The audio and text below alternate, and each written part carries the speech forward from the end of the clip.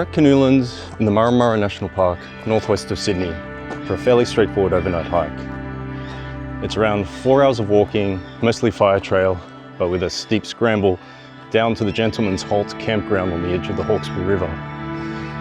We'll then be climbing back to where we started the next day. We're keeping things fairly simple this time around.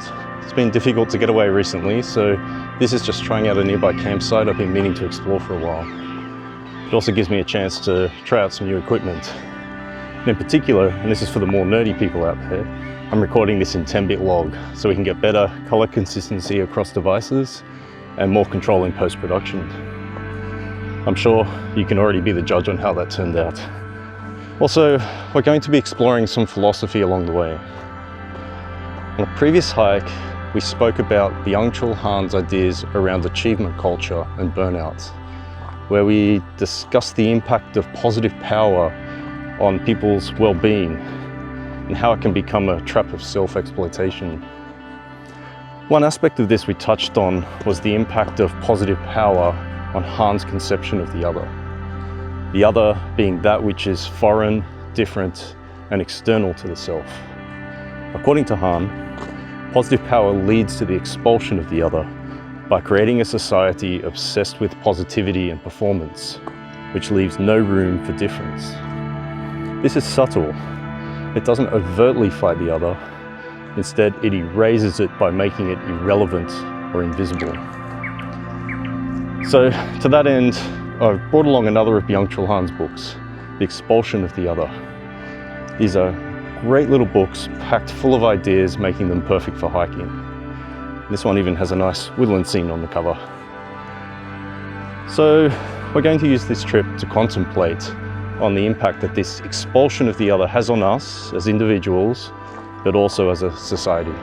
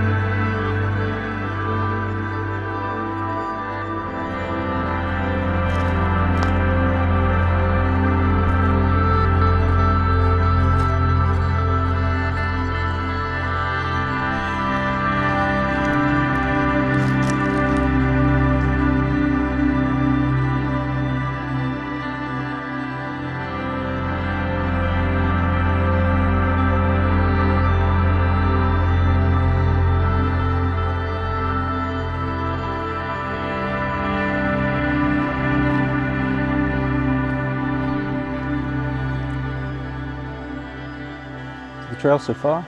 Probably what you'd expect with fire trail, pretty easy going. Quite a few nice views along the way, which is nice, down over the river mostly. So yeah, pretty easy walk, a few ups and downs, but no real dramas. We'll see what things are like once we get to the descent at the end. I think that's where there might be a bit of bush bashing involved and a bit of scrambling.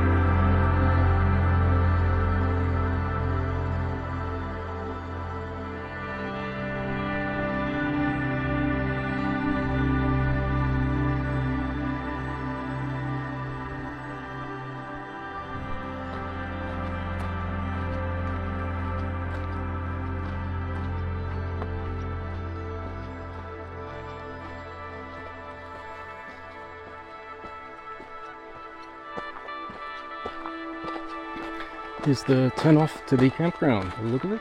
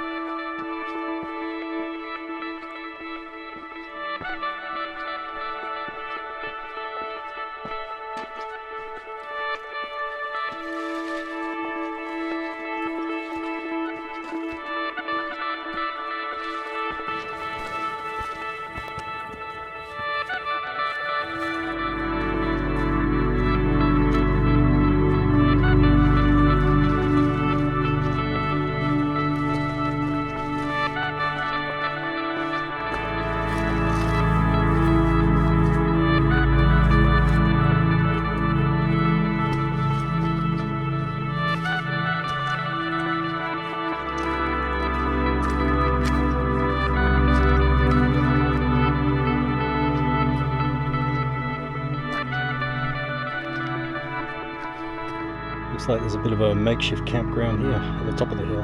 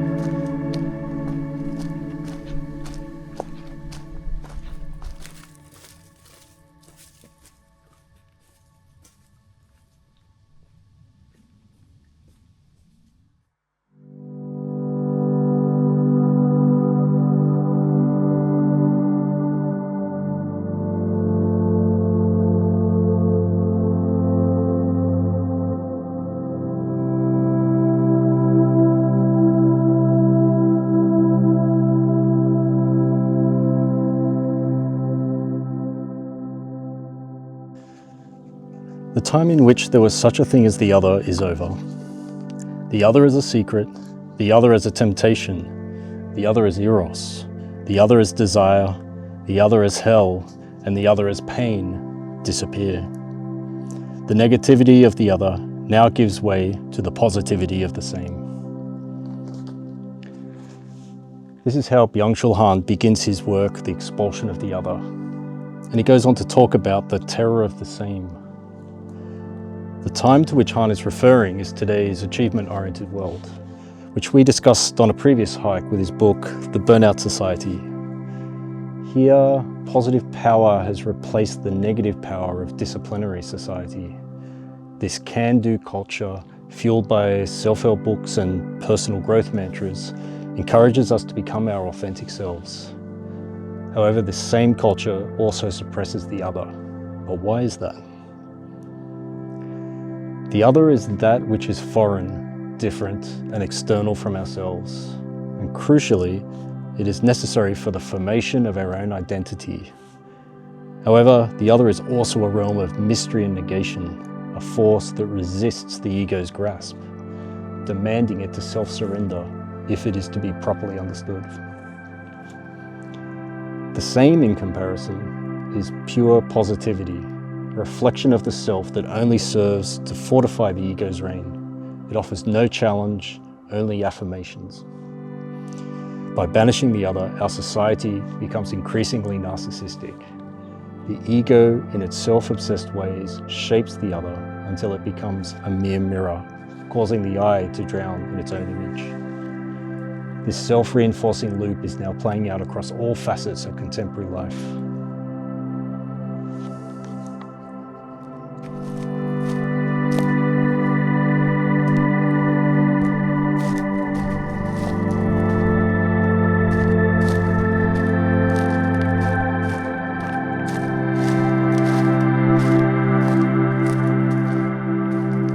Okay, that's getting pretty steep now.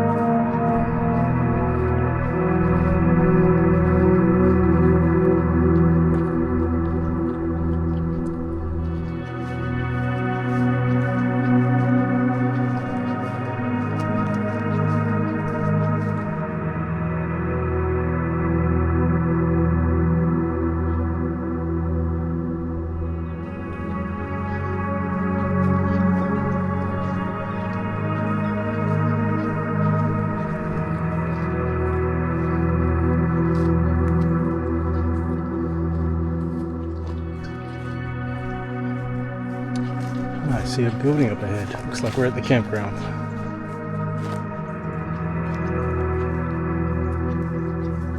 Probably the drop toilets. This is a really beautiful place.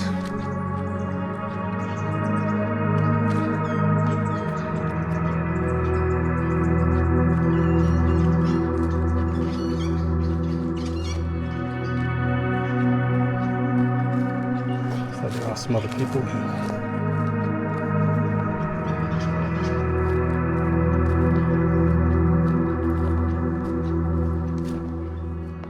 So I think we're going to take this corner section here. Should be nice and private.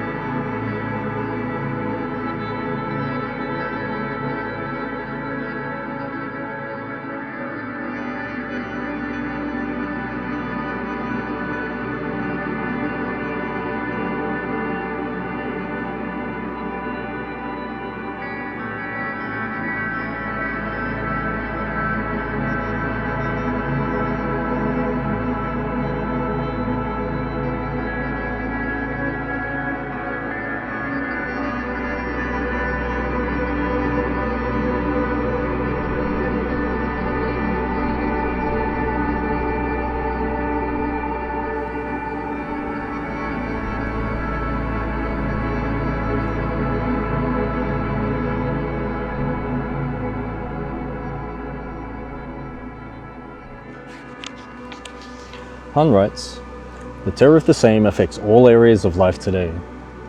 One travels everywhere, yet does not experience anything. One catches sight of everything, yet reaches no insights. One accumulates information and data, yet does not attain knowledge. One lusts after adventure and stimulation, but always remains the same. One accumulates online friends and followers, yet never encounters another person. Social media constitutes an absolute zero grade of the social." Here Han is quite harsh about social media, but correct in my assessment. Despite social media's original promise to foster free expression and connect us globally, Han contends that it serves to isolate us. By enabling us to bypass the other, the unfamiliar or challenging, we are drawn to those who mirror our own beliefs and ideas. This process constricts our horizon of experience, pulling us into a self-reinforcing echo chamber that ultimately indoctrinates us with our own thoughts. So how can we re-engage with the other? Han suggests we embrace things that challenge our ego, that expose us to negativity. This isn't a bad kind of negativity. It means that which is outside of our ego's positive narrative or outside of our comfort zone. He also suggests genuinely listening to another person, which he describes as a gift to the other. But what I want to reflect on today are his ideas around contemplation, the vita contemplativa, or contemplative life. Slowing down to create the space we need to encounter something outside of ourselves, And what better place to do that than hiking out here in the bush? The terror of the same is the fear and rejection of anything that doesn't fit neatly into the ego's world. Out here, in its raw and unpredictable form, nature is the ultimate other. We can't always control what happens out here, unlike a carefully curated social media feed. Nature can be wild and unpredictable, and we have to be prepared for all sorts of eventualities. It's messy, dirty, and ultimately indifferent to us. This leads back to the ambiguity of nature and its contradictory qualities. It's both beautiful but brutal. It has order, but it's chaotic. It's the liminality of hiking, crossing a threshold from familiarity into a period of suspended normalcy. We are no longer citizens governed by clocks and calendars, but are instead subject to the weather, daylight, and the physical needs of our bodies. This struggle breaks down our ego and fosters a sense of vulnerability and humility. We return to civilization as changed beings, with new perspectives and a greater appreciation for simpler things by re-evaluating our priorities. Being in nature directly challenges the ego, the narcissistic tendencies fostered by modern society. The experience of the wilderness forces a kind of self-renunciation which is central to Han's philosophy for encountering the other. Escaping the noise and distraction of digital life, we can disengage from the constant pressure to perform, allowing for deep contemplation and self-reflection. In this way, we can better embrace the other.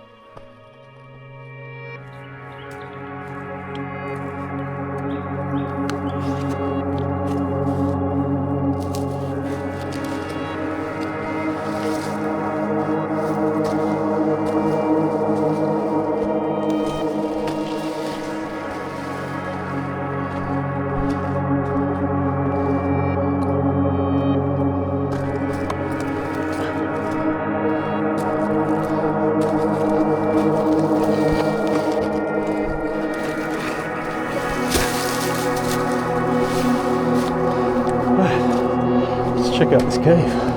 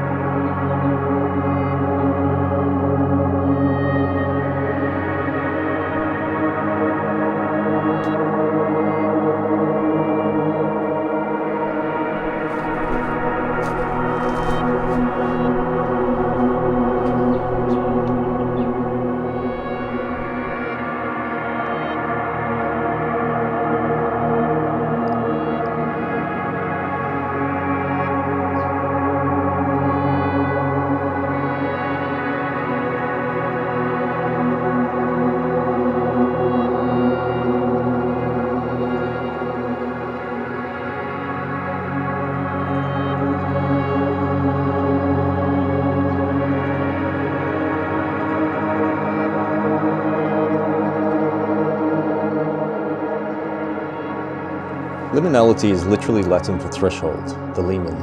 And we've talked before about hiking being this liminal passage of transition that we traverse before returning to the modern world. We need to pass through this threshold in order to achieve some kind of transformation. Byung-Chul Han goes even further, describing thresholds as a fundamental element of being. It's the boundary that separates the self from the other and preserves its otherness. It's this threshold that creates a distinction or negativity that defines the self. However, this meaningful threshold has disappeared in modern culture, which is more about dissolving boundaries, where there's no clear distinction between work and rest, public and private life, eroticism and pornography, between the self and the other. It is a gapless world that smooths out meaningful differences, where everyone is experienced through a beauty filter, literally making them look the same as everyone else. In this world, everything is an object to be consumed. We become trapped in a narcissistic inferno, where we only encounter ourselves in the form of reflections. This is what Han says. The threshold is a transition to the unknown. Beyond the threshold, a completely different state of being begins. In all rites of passage, one dies a death in order to be reborn beyond the threshold. As a place of transformation, the threshold hurts. The negativity of pain inheres in it. If you feel the pain of thresholds, you are not a tourist. The transition can occur. In our time, a threshold-based transition gives way to a thresholdless transit. On the internet, we are tourists more than ever. Tourists do not have experiences that imply a transformation, a pain. Thus, they remain the same. They travel through the hell of sameness.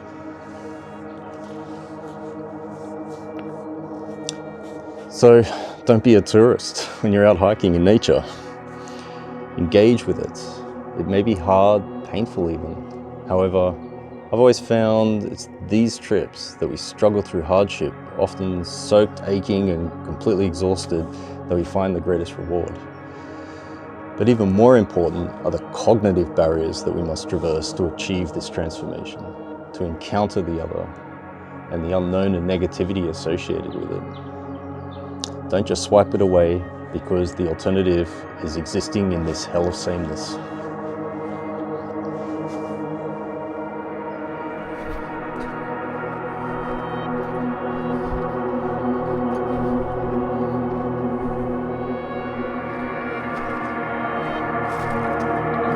We go.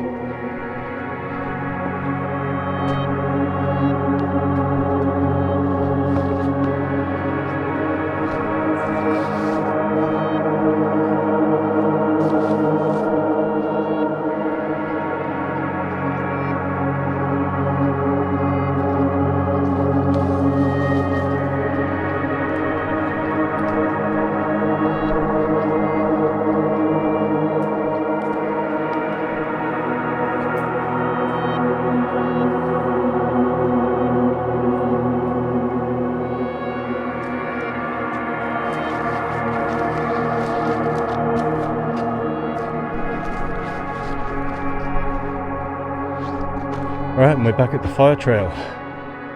So we could take a detour at this point. There's another lookout further along, but I'm told the views aren't as good as what we just saw coming up. So I think we'll skip that because it's going to be a long walk back under the sun. It is really starting to heat up. Fortunately, I do have enough water because there was none available at the campsite.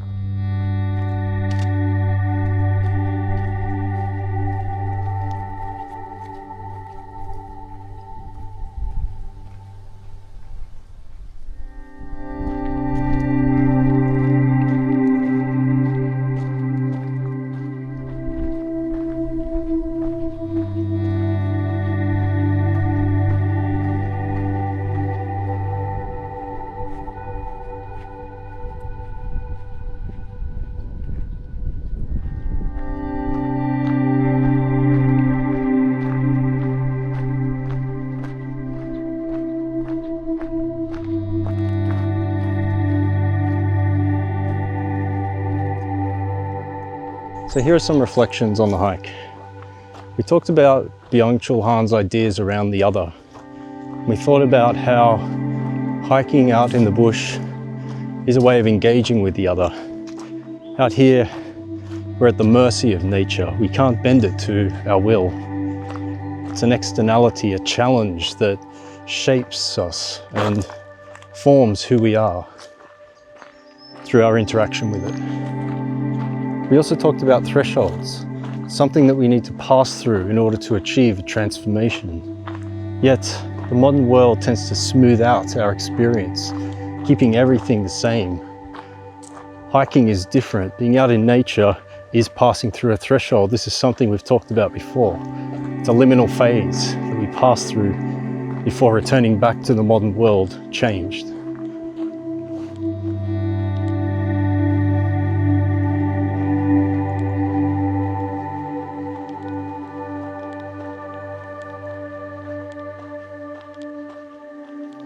Then there's the hike itself. So the fire trail as usual, not that interesting, although there were some nice views along the way. But the last section, a couple of kilometers down to the campsite, was very nice. A bit of a scramble, then a nice woodland that we walked through before ending up at the campsite itself, which was great. Just be wary, it could get quite busy on the weekend down there because people can come in on boats. But in all, not too difficult. The scrambling section, a little bit tricky with a pack, but in the end not too hard. So yeah, really good hike.